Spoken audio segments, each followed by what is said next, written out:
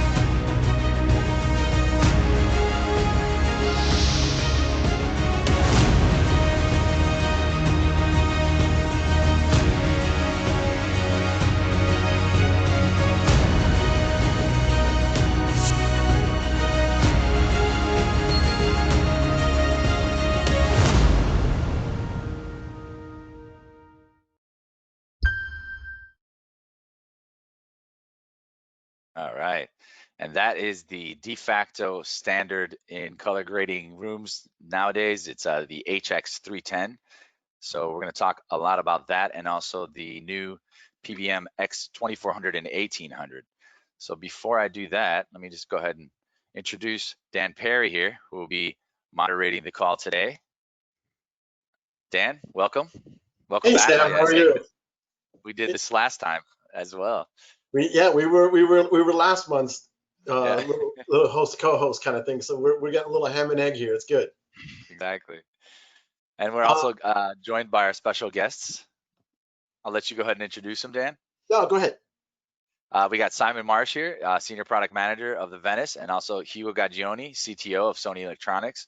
We're all going to be talking about Venice, FX9, also on-set HDR monitoring. So it's going to be a very interesting conversation here. But we'll start this conversation 30 years ago.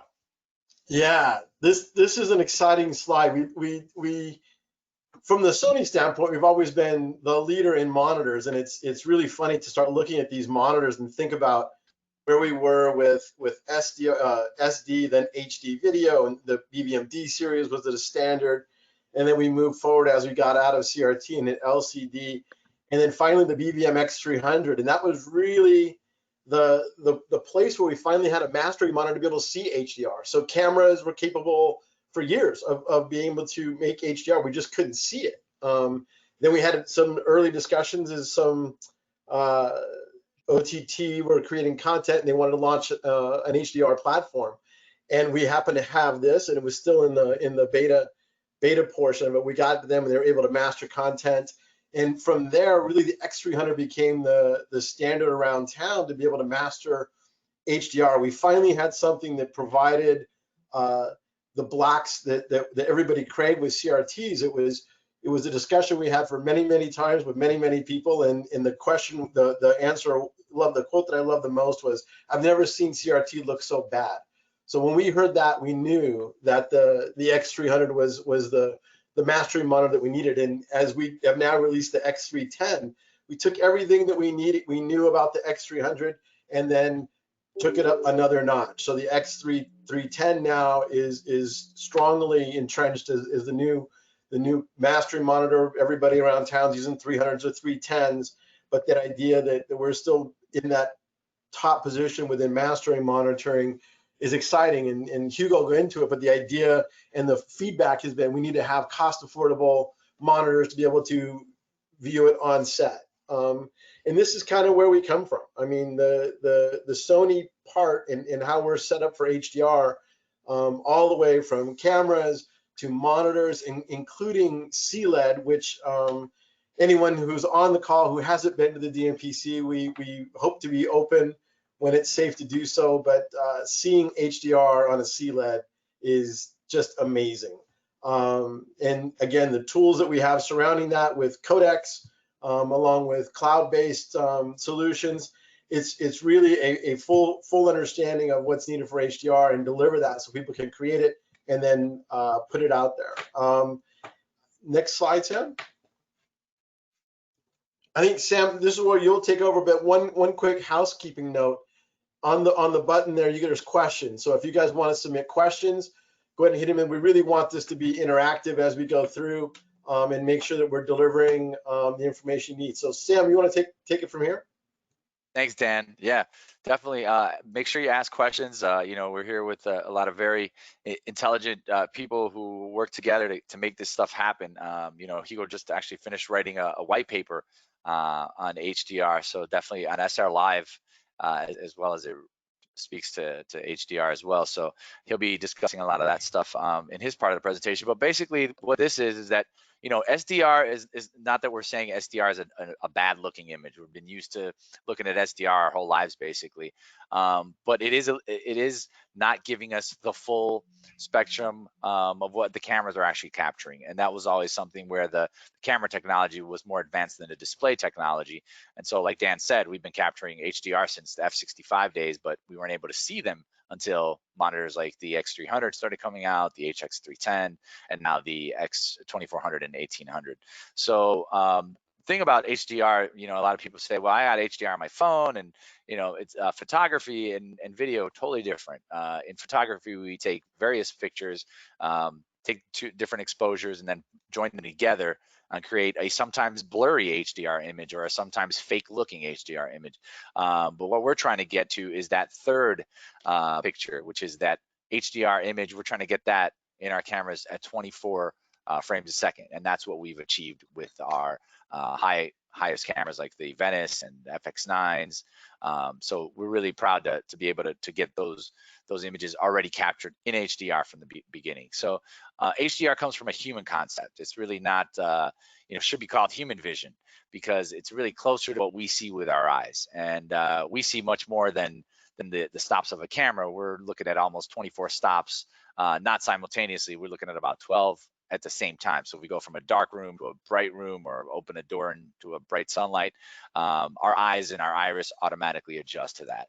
So what we're trying to do is capture as much dynamic range in stops of dynamic range that we want to be able to work with in post-production and be able to choose or mask out areas that we want to highlight or maybe bring down or even take down the shadows or increase the shadows. So it's nice to have all of that in the file itself, right?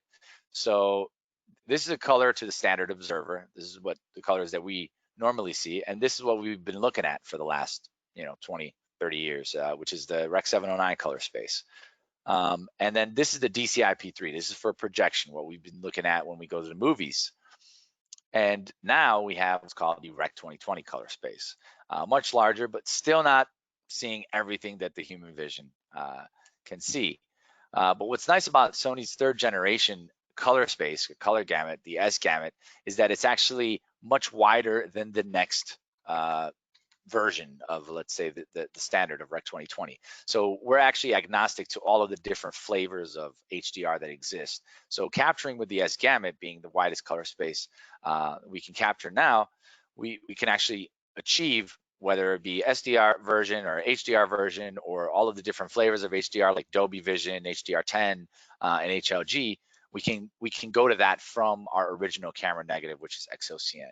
And here's what happens if I flip that triangle on its side, and then we look at the luminance as well, or the nits of brightness that we have. With the Rec. 2020, we're allowed to go much higher than 100 nits, which was our limitation at 709, and now with 2020 we can go all the way up to 10,000 nits, and of course 1,000 nits seems to be the sweet spot right now for looking at HDR on monitors and on sets, and that's what our CLED is set to at the DMPC. That's what our HDR monitors are set to, because we do a nice side-by-side comparison at the DMPC of an SDR monitor right next to an HDR monitor coming from the same signal of the Venice, and people can really see the difference.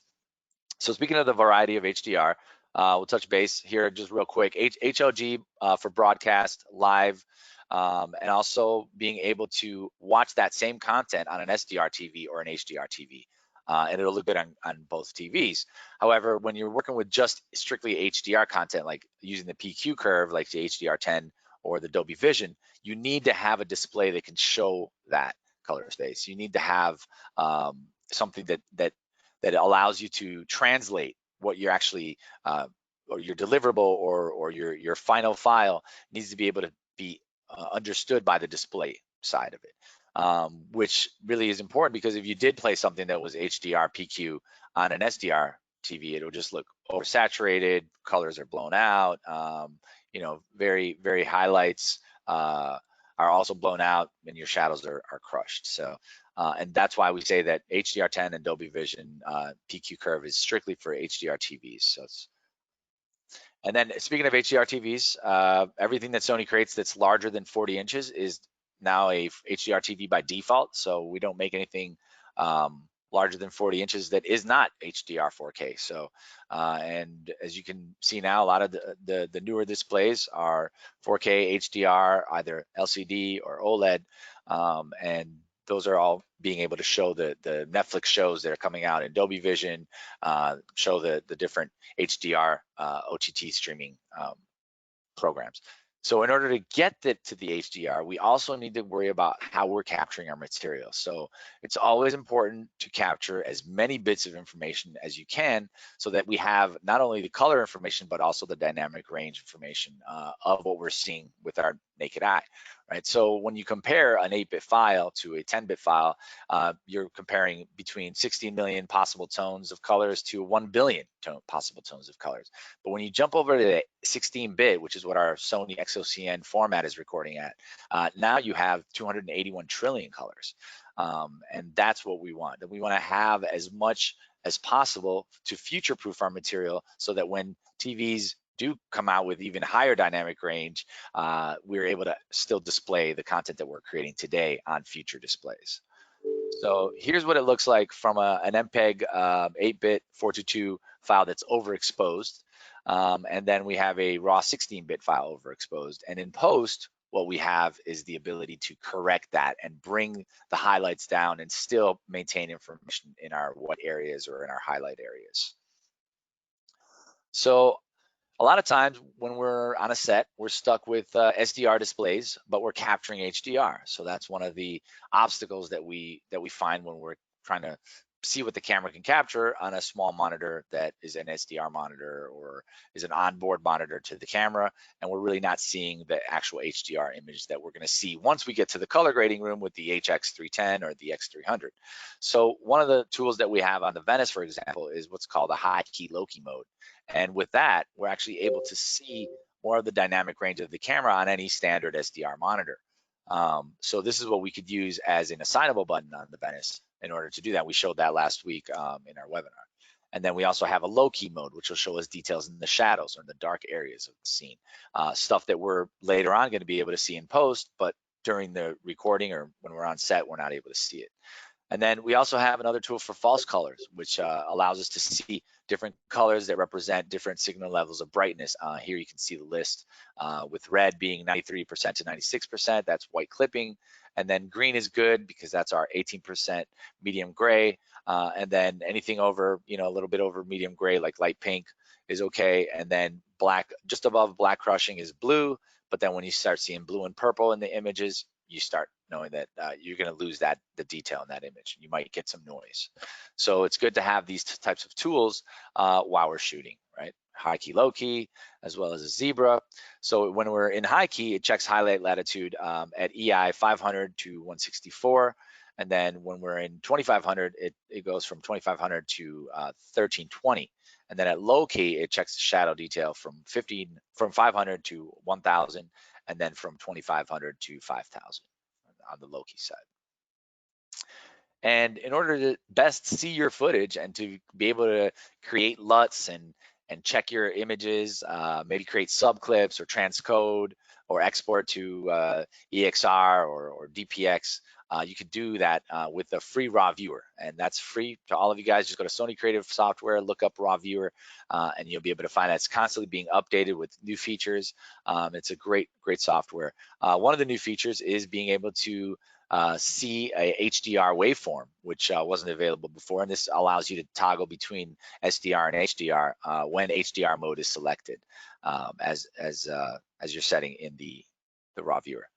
So let's talk about LUTs, because part of the things that we can use when we're capturing an S-Log image or a raw image is when we output that image to a monitor, it looks flat or looks very low saturation, it just looks like a negative basically. And so what we use to monitor is what's called MLUT or monitor LUT. And there are different forms of monitor LUTs that we could use on monitors these days, like the 1D LUTs and the 3D LUTs. The 1D only gives us tone information, whereas the 3D LUT gives us tone and color information. So it actually allows us to translate or convert to a different color space from S-Log to anything else. And then we have also the ASC at CDL, which is a color decision list. It's a little less complicated, but higher degree of compatibility. And it also is very simple to adjust. It's not as closed as having a LUT created, and then once that LUT is created, you have to go and either create a new one, and you can't really go in and adjust the parameters on that. So these are the different options. Nice part is that the Venice accepts both, and now with the new version 2 of the FX9, we're also going to see that it's also accepting your own user 3D LUTs as well. So new for the Venice was the S709 LUT that was included with the camera. That gave us a nice low contrast, a little more cinematic color, and less saturated images than we were seeing with the Rec 709 LUT that was originally on the F55. And what this has actually moved on also to the FX9, which allows us to use a similar 3D LUT on both cameras. So what is a LUT? It's just a lookup table that basically is allowing us to alter the look of our S-Log3 image, whether we use it in post-production or whether we use it in a live setting, or whether we use it as our just monitor LUT during the recording. So FX9 version 2 is going to allow us also to take a LUT that we're using in our Venice and take that same SD card, pop it into the FX9, and also install that same LUT. Up to 16 presets of LUTs can be imported, and you can have those created either in the raw viewer or in DaVinci Resolve or any other like Baselight. You can have it, really adjusted the way you want it, and have it create the look that you want for your production. And that's something that you can import onto both cameras and get them to easily match each other. One of the new things that you'll notice on the FX9 version 2 is that we've changed from just Cine EI and custom mode to Cine EI and SDR or HDR mode.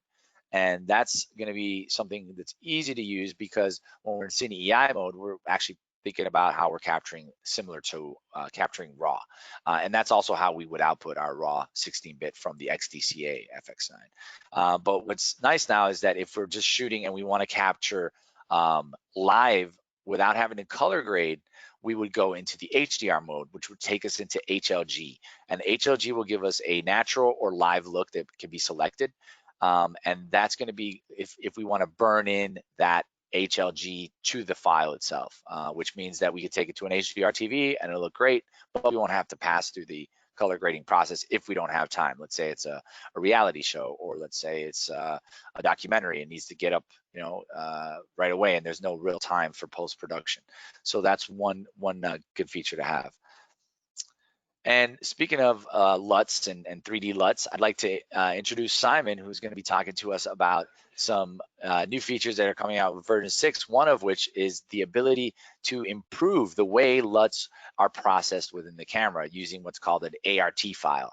And ART files, Simon will explain, will allow companies like Technicolor to create LUTs or these look files for our cameras and be able to index. Simon? Welcome. Hey, one quick second. We had a couple of questions that might be useful to answer right now. Perfect. Will HLG translate well down to Rec 709? Yes.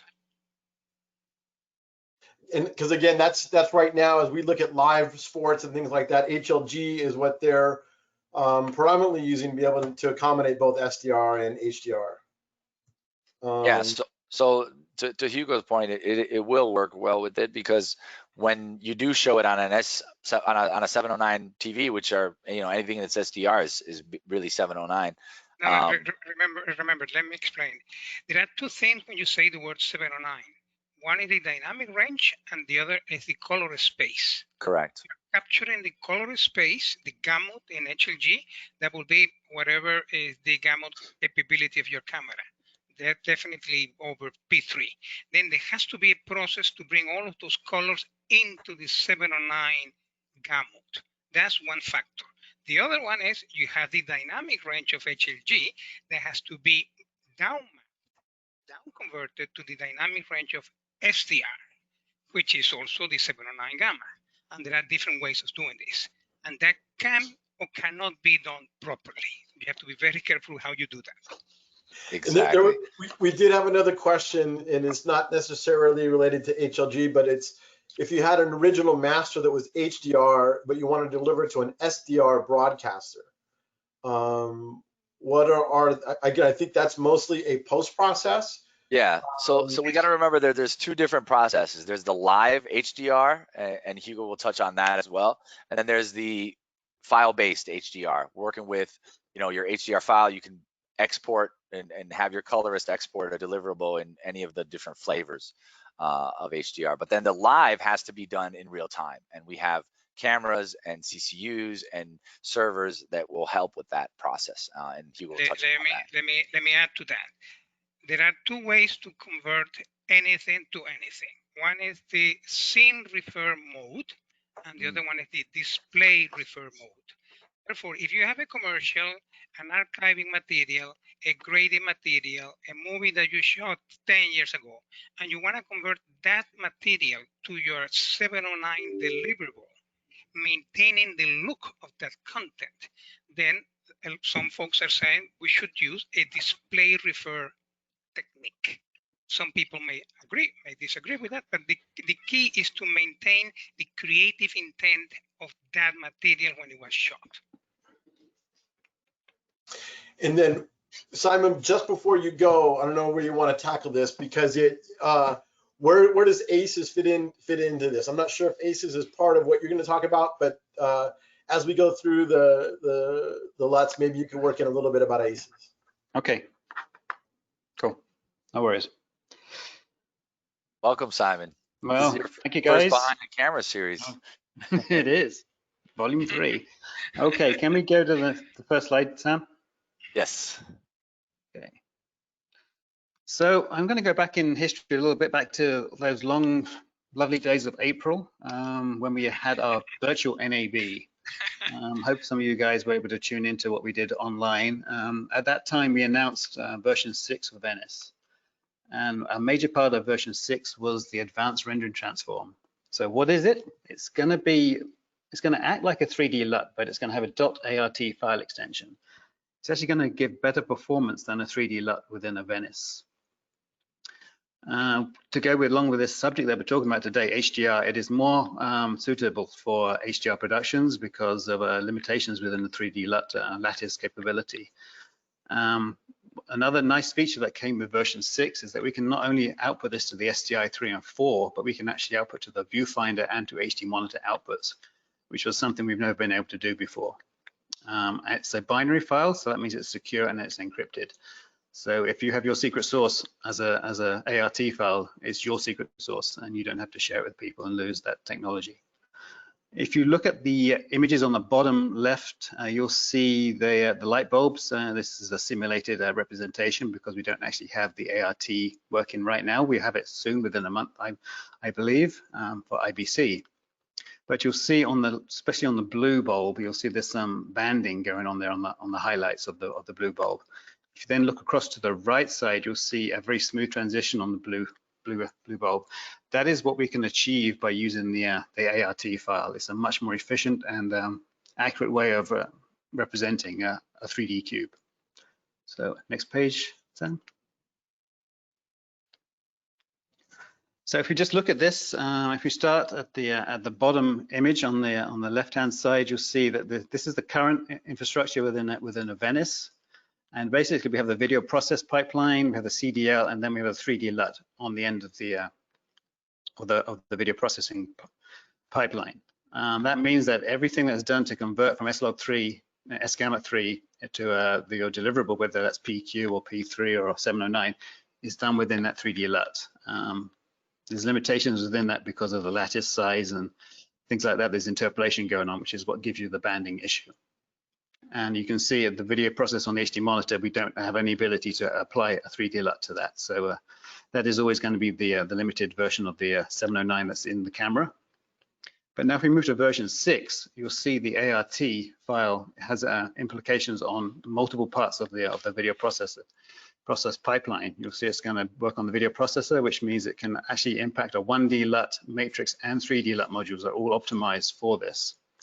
That gives us the SDI 3, 4, and the viewfinder. And plus, we have HD monitor. We won't have the full 3D LUT capability, but the image quality between the HD monitor and the SDI 3, 4 will be very, very close. So it's going to be a big improvement all around for the Venice monitoring. Okay. So how do we create a .art file? Basically, you're going to start with a master 3D cube file. Minimum size will be a 33 cube. Ideally, you'd have a 65 cube. That could be created within a gradient tool or raw viewer. Typically, you would use something like a Resolve or Baselight color front system to generate your pre-grade 3D LUT as a 65 cube.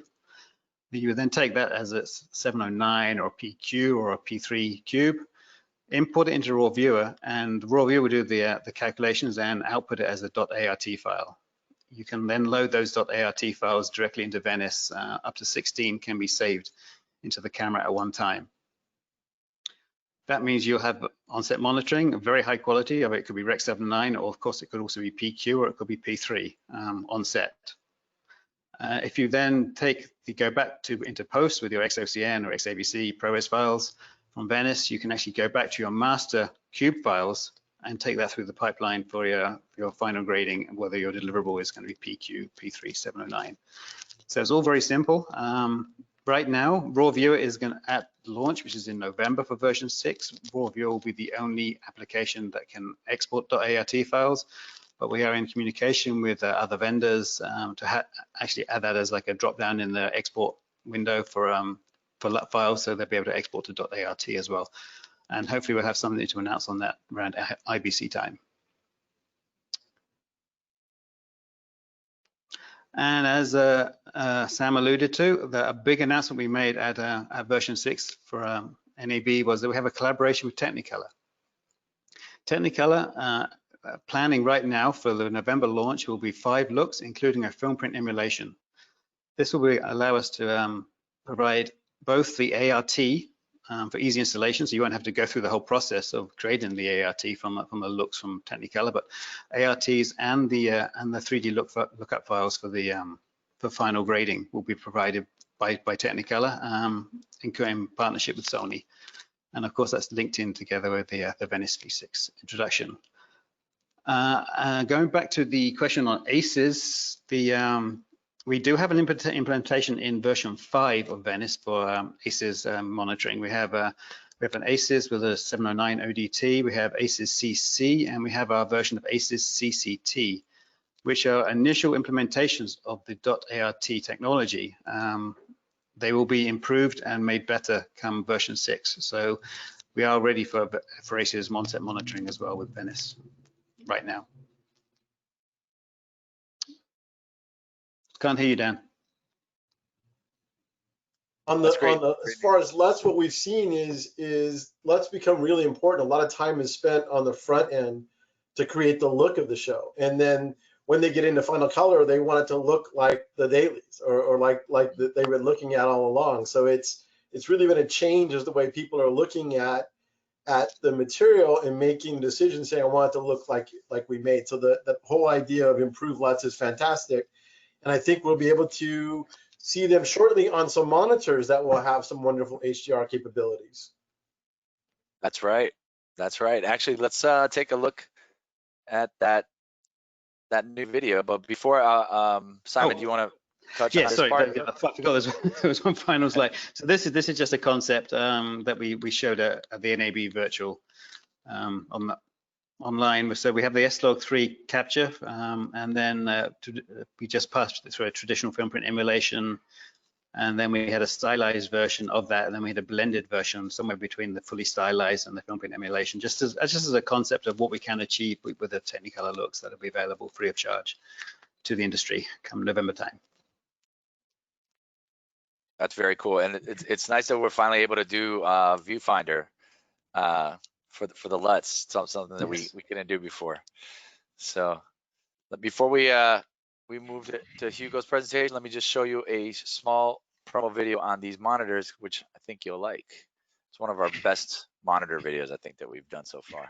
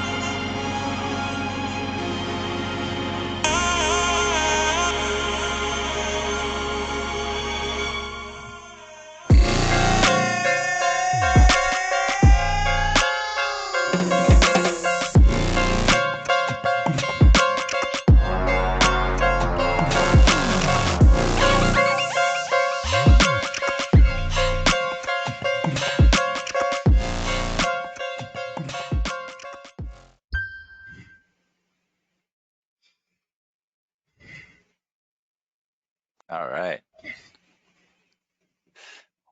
Ladies and gentlemen, present to you Hugo Gagioni. Okay, give me control, Sam. You got it.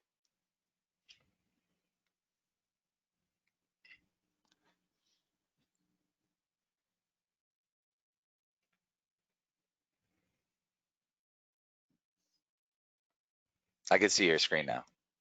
Okay, Perfect. beautiful. Thank you much, Sam. I'm going to give you some information related to this new line of professional monitors for 4K and HDR productions, and also a little bit of information on the new development that we have done for the HDR live production, which we call SR Live. I'll give you more information later. These are the two new monitors that we're going to begin shipping in September of this year. One is a 24-inch, it's the X2400, and the other one is an 18-inch monitor called the X1800. And notice these are PVMs. These are not necessarily the top of the line, the master monitors. The master monitors are now embodied in the form of the HX310 for 4K, and the E171 and E251 for HD. Okay, and the 251 and the 171 employ OLED technology, and the HX310 employs the technology of a special dual cell panel. I'll talk about that later. Then these monitors, the X2400 and X1800, are designed to be used in a number of mobile and field applications, such as on-set grading, video villages, especially well designed for broadcast applications such as editing, slow playback effects, trucks, OB trucks, grading on the trucks. program and preview applications in outside broadcasting operations. Then key challenges that we had to overcome and moving to these monitors were they had to be light in weight, they had to be very cost efficient. We couldn't afford to have, the market cannot afford to have very expensive monitors for field production. And also we were challenged to produce 4K resolution with high brightness and a very high dynamic range capabilities. Probably most special to us is that they have to have very high level of consistency, colorimetry consistency with the parameters of the HX310. I'll talk about that in a minute. Again, multi-purpose in terms of interfaces and signals and formats that can be used. They process any type of HDR and HDR EOTF. I'll review that in a minute. Also, these are not, they're not using OLED panels. We're using a special LCD and interplane switching panel that we use without local dimming. This is very important. Now, I'll remark on that in a minute. These monitors are capable of 1000 nits of brightness in the full screen, not same behavior as we have in the HX310. You can illuminate the entire screen and maintain full brightness at 1000 nits. It has 12G connectivities for 4K, as well as 6G, 3G, HDMI configuration. Also, because these are 4K, well, I should say they are ultra high definition, meaning 3840 by 2160. These monitors do not cover 4096. Can you see it? Something happened.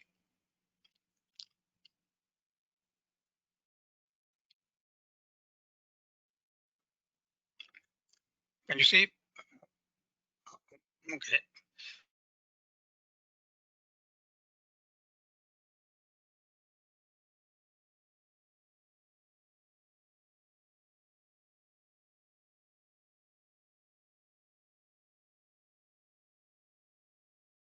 Did Hugo freeze on us? I think he's frozen, yeah. Sam, are you there? You're not moving. Yeah. Are you frozen too? No. I was just seeing if he was frozen, so I had to be frozen in order to see. Hey Hugo, are you frozen? Are you back? I think he might restart. So Dan, have you gotten a lot of requests from the industry? People wanted to have on-set monitoring. How have they been handling it so far? Right now, the big shows have been using X310s, but that's really reserved for major feature films. Hello, can you hear me again? Yeah, he goes back. Yep. Can't. You know, the situation we have here in the East Coast is that we have this crazy hurricane moving around New York, and we're having power outages. That's right. Oh no. That's very nice. Oh wow. Did it hit your house? Well, I think that mostly happened when I was talking and. Okay. Could you give me back control again?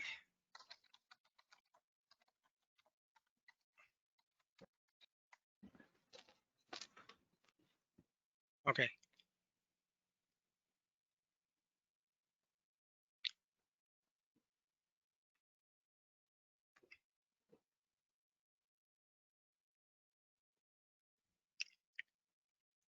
Can you see the presentation? Back in action. Yes. Fantastic. Okay. I'm sorry for this interruption. No worries. Okay, Thank you. Because the panels are exactly 4 times full HD, meaning 3840 by 2160, we can have a quad view display of the images. Also, these monitors support up to 30 LUTs, and I'll discuss the format of the LUT in a minute. Okay, as I said earlier, very, very important is to have a very large degree of consistency in the chromaticity performance of these monitors to match the 310 in order to be sure that what you're capturing in the field looks exactly the same as when you are going to your post application and then you start matching the 310 presentation with the 2400 or the 1800 presentation. The dynamic contrast ratio that we announced for this monitor is 1,000,000 to 1. In other words, if you have a full screen in white and you measure that at 1,000 nits, and you have a complete black screen and you measure that as a 0.001, you will get a contrast ratio of 1,000,000 to 1. This is dynamic contrast parameter, and most of the manufacturers currently are discussing this terminology, dynamic contrast ratio, 1,000,000 to 1, which is different than a static contrast ratio, which is the most demanding one. Static is when you have a white area next to a very black area side by side, and that phenomena or that type of image will destroy local dimming capabilities. It will destroy most of the display technologies, with exception of either pure OLED or the dual cell that we have in the HX310. Okay, as I said, we have a quad view capabilities, and each one of the quadrants of the monitor can be independently set with separate color gamut, EOTF, the gamma corresponding to that HDR format that you're using. You can have different color temperature. It is as if you had 4 different monitors, but all embraced within one single structure. Okay. In the back, we have, as I mentioned, a number of connectors, BNC connectors, HDMI connectors. You see also there is a display port connector for the future. And there is one very special connector in the form of a BNC connector, which we call an enhanced output. And I'll talk about that in a minute. We support 12G, 6G, 3G connections, HDMI, and it also supports the display support multiple type of scopes. We can have waveform monitors, we have vector scope monitors, audio level meters, and these displays, these scopes can be placed in different locations inside the monitor in order to support multiple versions of these scopes accompanying the individual displays. The monitors accept up to 30 files of LUTs, and these LUTs can be a 33 cube or 17 cube, and they can be loaded by a USB port in the front of the monitor. Also, this is our second display that supports something called a BPID, Auto Configuration Over Video Payload Identifier. The very first monitor was the HX310, and what it means is this is a flag that is carried in the vertical blanking of the video signal. And this flag will signal the type of signal that you are, of video format that you're transferring on the link. It will say, for example, it's a PQ signal, it's an SLOC3 signal, an HLG signal, it's an RGB, YCC, and it will automatically configure the monitor to match exactly the definition of the signal that you're feeding into the monitor. In the past, you had to do that manually. And especially when you are in an outside broadcasting truck operation, maybe you're switching different format, and all of a sudden you see that the pictures don't look good. Then you have to go and manually start setting up the monitors to match the input signal. Well, with the video payload identifier, that doesn't happen. As I mentioned again, the dynamic contrast ratio is 1,000,000 to 1, and we have 2 special tools. One is called the dynamic contrast drive, and the other one is a black detail mode. I'll talk about that in a minute. These monitors can be mounted on 19-inch racks. Both the 18-inch fit perfectly inside the rack. The 24-inch, the electronics will fit into the rack, and you'll see there's an overhang of the rest of the display outside the rack. We also have a protection covers that allows to protect the screens of the display while they are mounted. Okay, the first tool that we developed for this monitor is something called dynamic contrast drive. It's a tool that allows us to assess very quickly the balance between the highlight and the low light very quickly. Remember, this monitor uses a single IPS panel, which can reach 1,000 nits, but it doesn't have the enormous dynamic range that we have, or capabilities that we have in the 310 to simultaneously show you the extreme highlight and the extremes deep tones, the deep blacks.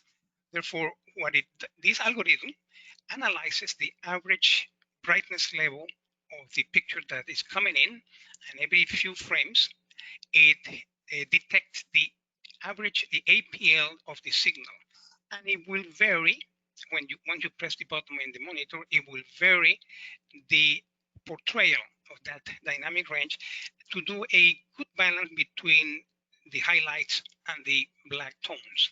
Therefore, if it is a dark signal like the one you have on the left, on the lower left, the algorithm will bring down the brightness of the backlight system that we have in the monitor in order to make sure that the blacks are properly presented. If we have a medium tone image, the backlight will be modulated accordingly. And if you have a video that is extremely bright, like the one on your right, then the backlight will let go to full power to show all of the details and the highlights. Then here, and you get copies of this so that you can study it later at your own time. But essentially, we modulate the light of the back panel in order to produce this proper display of the light. The other tool, more sophisticated even, is called the black detail mode. This is something that probably DPs, director of photography in the field, will like to use more often. Sometimes you are exposing a scene and you are not sure whether you're really capturing the deep blacks of the deep areas of your scene. Then by pressing this detail mode, and there are three modes of operation, the high, the mid, and the low, we bring down the backlight illumination and we modify the gamma curve in order to expose precisely, very precisely, the tonalities and the details and the deep shadows. Of course, sacrificing the midtones and the highlights. Therefore, when you are interested in examining the details in the low light, you press the black detail mode, and we can signal either by clipping or by zebras those areas that exceed the 25 nits, 50 nits, or 100 nits that we are emphasizing below those levels, as you can see here. We are the interest in this mode is to examine the very deep shadows. In terms of the scopes, as I said, the scopes can be positioned in separate locations in the monitor, and we have different scales. We have SDR scales and HDR scales. We have EOTS for PQ as well as for HLG, and we have for full bit representation from 0 to 1023, or the limited representation, which is from 64 to 940, and you can select combinations of bit rate, bit depth, precision against the full range of the EOTF. These are the different forms of the waveform monitors. You can have RGB parades, you can have YCBCR parades, and also we have a false color capability that you can select in order to flash the different areas that will exceed certain ranges in your high dynamic range production. Then, as you can see, I can signal as pink, purple, below my 64 for black, or above 940 for my peak white. And you have a range of full colors, very similar to the capabilities that we have in Venice and FX9 to signal different ranges of lightness with colors.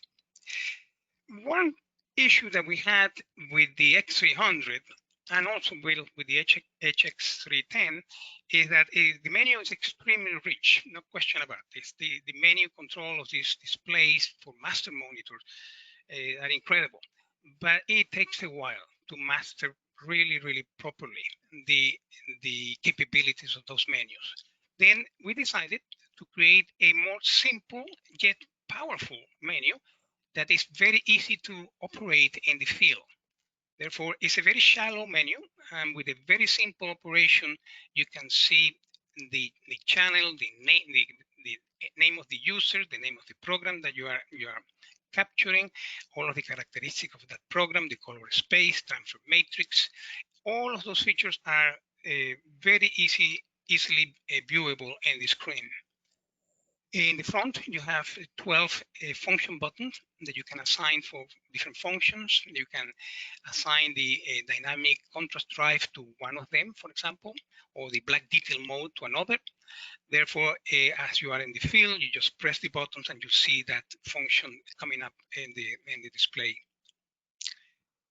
But probably the most, well, this is my humble opinion, one of the greatest functions that these monitors will present to the market is the capability to do HDR to SDR conversion.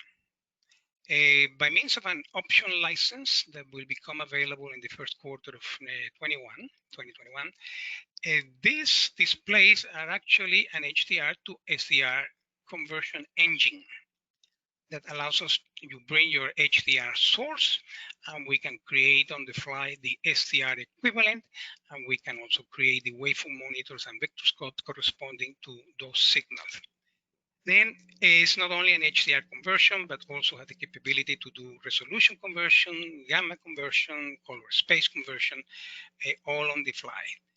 We will be more we will produce more information related to this license, which is an optional license, as we get closer to the time of release of this function. Okay, then, and this is the connector that brings me to the connector that I mentioned earlier. It's called the enhanced monitor output. Then, as you bring your content, let's say it's your HDR signal, the SDR down converted signal will be output through that enhanced monitor BNC. That BNC is actually a 12G or 3G operation connector. Also, let's say you have a signal and you apply a LUT to that signal for viewing in the field operation.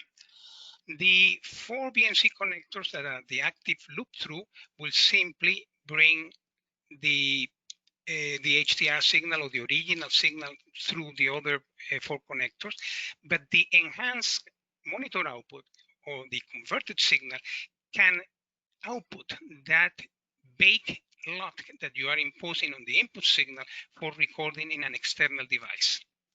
Therefore, you may want to say, well, I want to have a copy of what I'm seeing in that display through that LUT. That signal is output through that enhanced monitor output connector.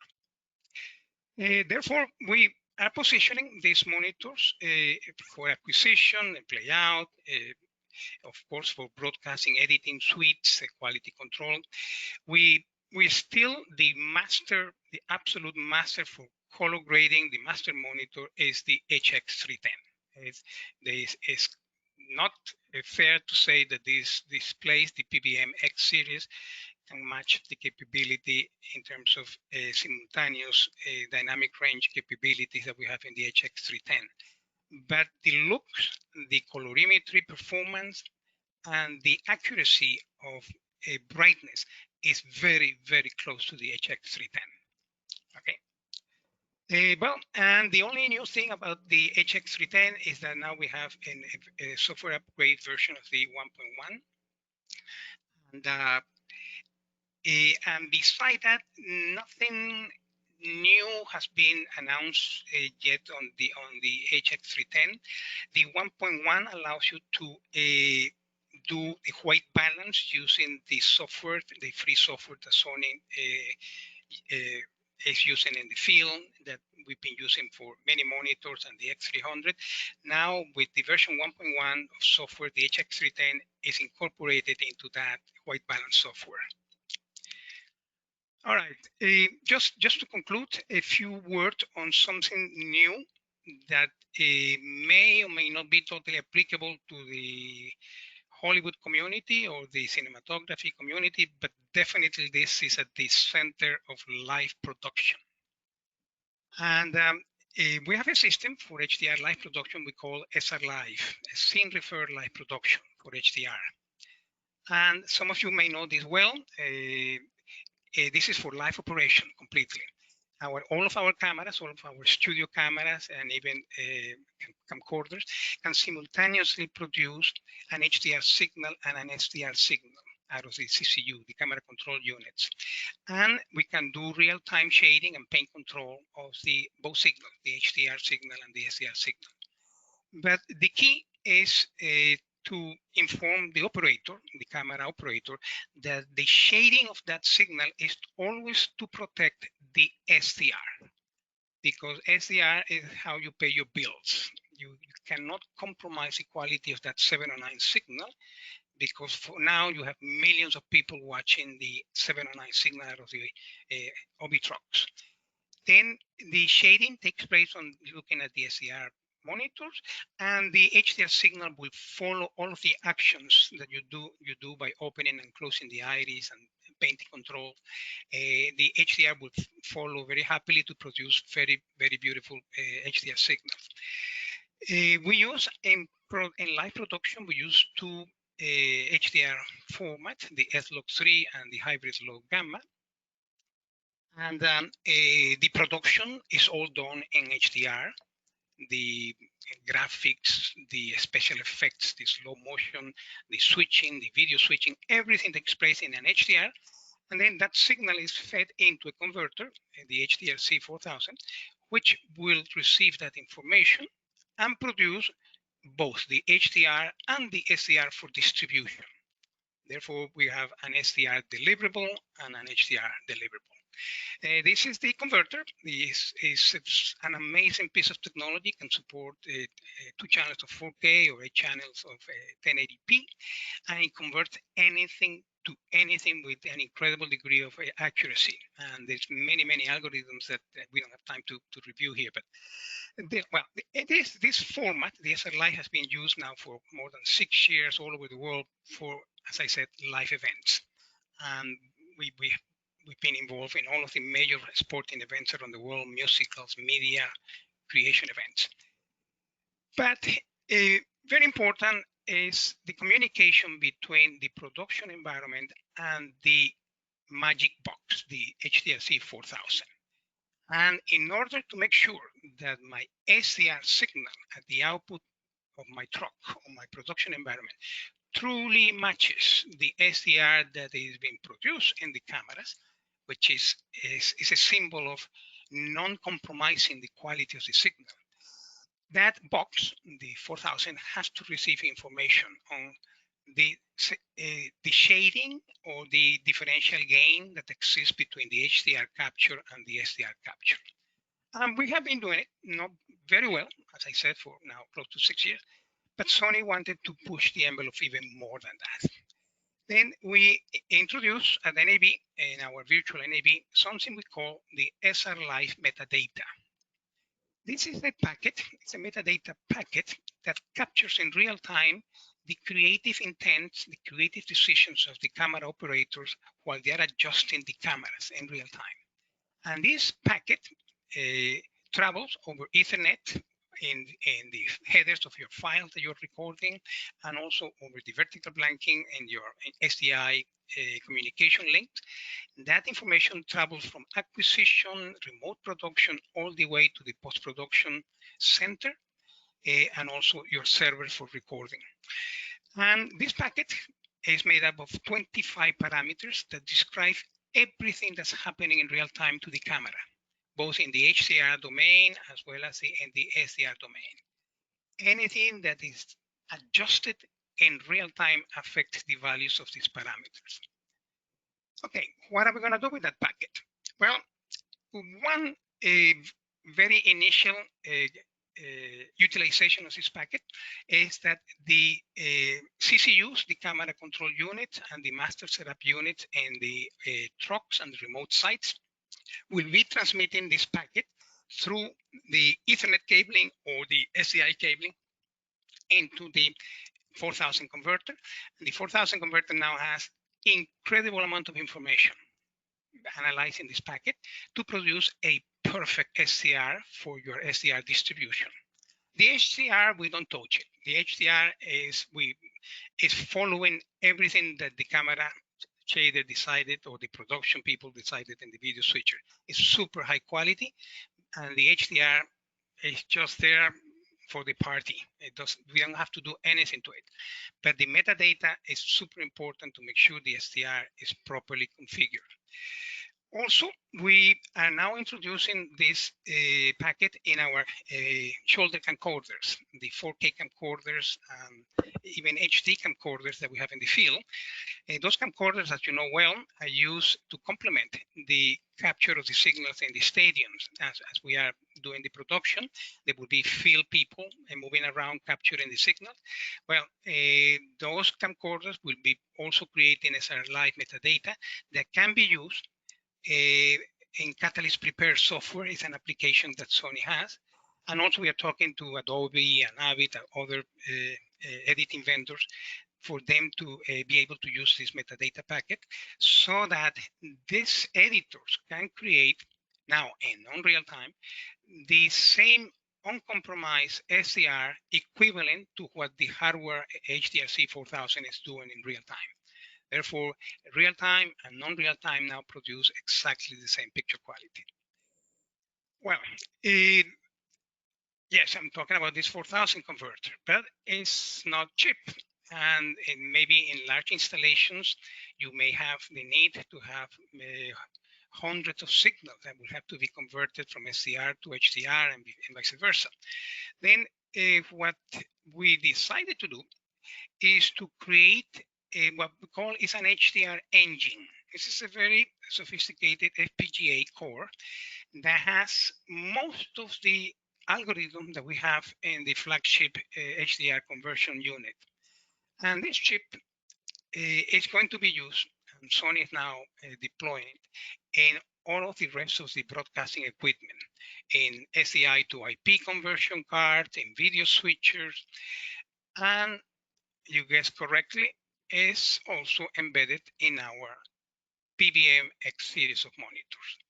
Therefore, this monitor has a sample, an execution of this HDR engine based on this chip, executing in real time the conversion from HDR to SDR as well as HDR to HDR. It can be done, this adjustment can be done manually, or we can make the chip follow the information that is carried over the vertical blanking by paying attention to the SRLI metadata parameters. But either way, the chip is the one responsible for the HDR conversion. For this is what we view, this is our vision in the future, is a metadata world that we can maintain the artistic intent that we create in the field, in remote venues, in stadiums, in multiple locations. We can even store that information along with the recorded files, so that in the future, when you repurpose a clip of a football game or a cinematographic scene, you know exactly how the cameras were configured at the moment of capture in order to recolor or to regrade the material that metadata describes. And with that, I end my presentation. Hugo, thank you for that. We had a question on the monitors. Okay. What's the largest size you can display overlay scopes on either the 18 or the 24 PVMX series? The largest size? Largest size for scope. It will be if you you can picture yourself the 24-inch. You divide the 24-inch in 4 quadrants. You can have one of the quadrants will be the size of the waveform monitor. Okay, got it. You can have Simon, also in that, and you can have also in that quadrant a combination of waveform monitor and vector scope. and then Simon, there was a question on the. Are you seeing the question, Simon? Can you see questions too? Maybe. The Venice is 28 megapixels. The FX9, 24.8 megapixels. FX9, that looks like it's kind of cut. I guess the other question, which here it is, pixel size between the Venice and the FX9. Please us know the size of the pixel for both. The Venice matches the F55. It's like 5 micron pitch. I don't know what the FX9 is. Yeah, I Sorry. don't either. I don't think they have publicized or disclosed that information. You could reverse calculate it though easily. Looking here, I think that this question is for you, Sam. Are we gonna be able to see this webinar anywhere? Yes, with the same place where you registered is where we're going to have all of the webinars. We have currently one recording up now. The other one was going to be up hopefully by the end of the week, and then we'll keep adding them to the same place where you register them. And then once we have them all out, the reminder emails that you'll be getting every month will send you a link to the videos and where they live. As well as Hugo's going to share his presentation with us via PDF, and then we can send those out to everybody as well. Got it. I think Venice pixel size. I think we covered all the questions. I know that we're at 2:06. Last call for any questions. Very punctual. Yeah. And then Hugo, I guess one question is when will we be able to see some demo monitors that I know we're in COVID, so getting in front of them is going to be tough, but when do you think we're going to see X series monitors that we can be able to take a look at? I believe in about 2 weeks, we're going to be sending some samples to the West Coast. Excellent. So that people can. And there was a question on there was a question on the FX9. Will it offer .art files? Not planned right now. It's dedicated to Venice internal processing, but maybe in the future, but nothing on the roadmap right now. Okay. I'm looking at some of the questions here coming up. You missed any?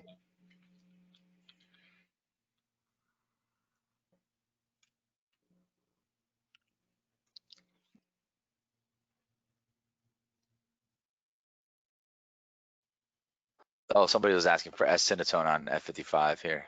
Not going to happen, unfortunately. Yeah. Let me see what else here.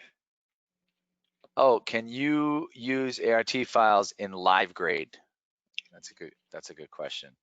Are you referring to live grade by Pomfret or just live grading in general? Yeah, I mean, okay. You can't load them into Pomfret.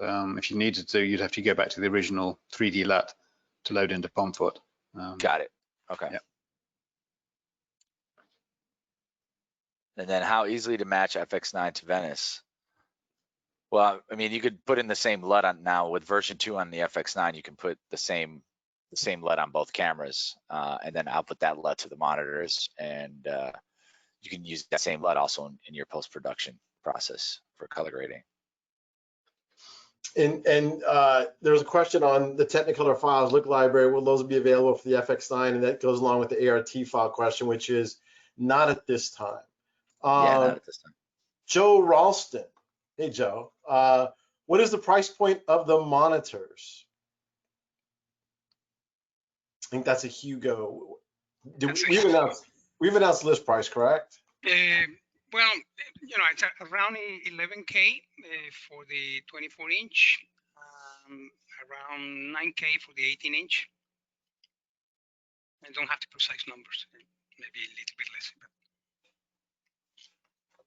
That's not bad comparing to the HX300 or the HX310. Yeah. I mean, I think we were talking about that earlier. Right now, the only solution really is to send out an X300 or an X310 is what's on set for the big features that the DP or the production's wanting to view. The other monitor we've had success with is the BVM E171. That's also been a useful tool for HDR on-set viewing. So the idea of having cost affordable, lightweight, all the things Hugo outlined is something that kind of doesn't exist right now. It's either really high quality and a lot of price and a lot of size, but now we're addressing that and giving you something that will be able to look on set and be able to closely replicate what they'll be viewing in post. You know, a comment that I've heard from actually the broadcast people, not necessarily post-production people, but in preparation for the Olympics, a lot of folks were buying a lot of equipment to capture in the trucks, and in every truck there is always an HX310 for the mastering look. And but these sports people, they need to have hundreds of editing suites, and then we were only capable of supplying, you know, regular monitors with 350, 400 nits of brightness.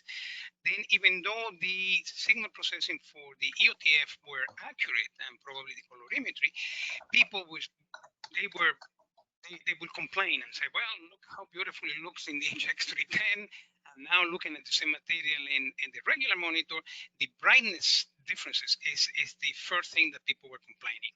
Now with these monitors, with the PVM X series, is the first impression that you get is that the material is identical. Of course, it's not necessarily identical, but the just walking into an editing suite or a post suite, you'll see it's a very close approximation of the Master HX310 brightness and colorimetry in the other two monitors.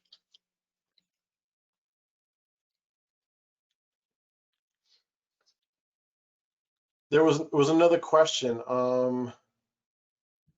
Can you explain in brief detail how .art files perform better than standard 3D LUTs? Within Venice, I would say is the is a caveat on that. Basically, a 3D LUT contains a matrix, a 1D LUT, and a 3D LUT, and we can optimize all of those parameters within the Venice pipeline, rather than just using the 33 lattice at the end of the pipeline, and where there's a lot of interpolation between the samples. That's what gives you the banding. Now we're optimizing it further down the pipeline, so that's why we can do it better with the ART files.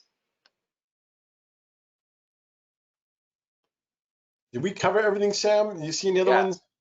I think so. I'm just looking towards the end here. It looks like, can EI metadata from FX9 pass through Avid or Adobe?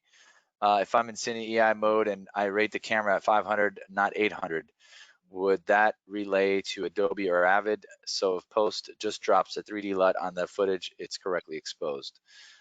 I know that whatever LUT you're seeing in either camera is going to be captured in the metadata. So how about the EI metadata from FX9? And it also show what your EI setting is set to and what your base is set to. So for example, in the Venice, if you're on a 500 base, it'll show that you were capturing your raw at 500, but you were exposing at 1250, for example, or whatever you were exposing to. Those numbers will be on the metadata. And then what's the main email that we set up, Sam, for these? Is there an email? Yeah, DMPC@Sony.com. So hey, Brad, if you could send a note out to, what is it again? DMPC@Sony.com. DMPC@Sony.com. Brad, if you could send that note. You had a lot of good questions, and it looks like you're working where you have to deliver 709, but want to improve those images based on what's available. So if you want to send a note, it'd be great to have a chat offline. Yep, that's it. Now we got one more question. How strong is the functionality with RCP 1500 and Venice? It's actually pretty good these days. Version 4, we introduced it with a limited feature set, but version 5 pretty much gave you everything that you need to control in a live environment. So We do have that up and running right now with version 5, which was in January this year. So we'd love people to test it and give us feedback. We did have another question. How to easily match FX9 to Venice? Oh, we answered that one with the LUTs using the similar LUTs. Well, that was a very important person who asked it, so we make sure we had to answer that on.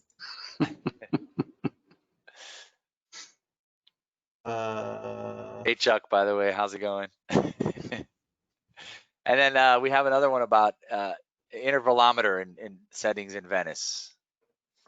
One frame. We don't have every don't have any, so unfortunately, it's been requested, but it's not in the feature set right now.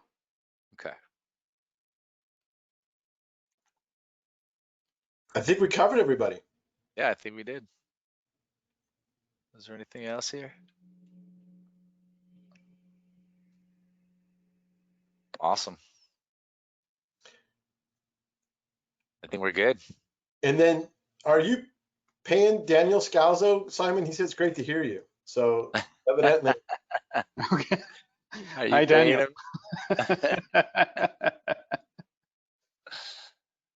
Awesome. Oh, so yeah, the Gaston, the RCP to 1500 in Venice, as a version 5, Simon was mentioning that it's working fine, and we'd love for you guys to test it out and let us know your feedback. Yeah, it's becoming from that being able to want to go live and get a cinematic look. We saw the Seinfeld comedy. It looked beautiful. So it's definitely something that is becoming the idea of I want to do a live show for like a Netflix where I'm going to record it and then I'm going to post produce it. The Venice is becoming a pretty well requested camera now.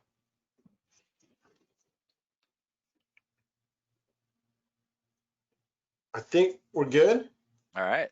Thank you so much, Hugo, for joining us, and Simon. And again, thanks for. It was fun having you guys virtually at the same place. We'd love to have you guys all at DMPC talking about this one day, and actually see the monitors, because it really is impression that you get the impression when you actually see it side by side with another monitor. So. Yeah, I can't wait until we take images from set to an X310 all the way to OLED, and we were able to see all this fantastic HDR. Exactly. I stopped watching stuff that's not on HDR on Netflix now. I just look for stuff that if it's not Dolby Vision, I just don't watch it anymore. You remember those days when you watch the 4x3 stuff and you go, I'm not watching that. I'll just go right by it. So we're getting there with HDR now. Exactly. It's like I love it. Image snobs. Yeah. Awesome. Okay. All right. Thanks everyone. Thank you. Thank you. Thanks you all for joining us. See you next month. Bye guys.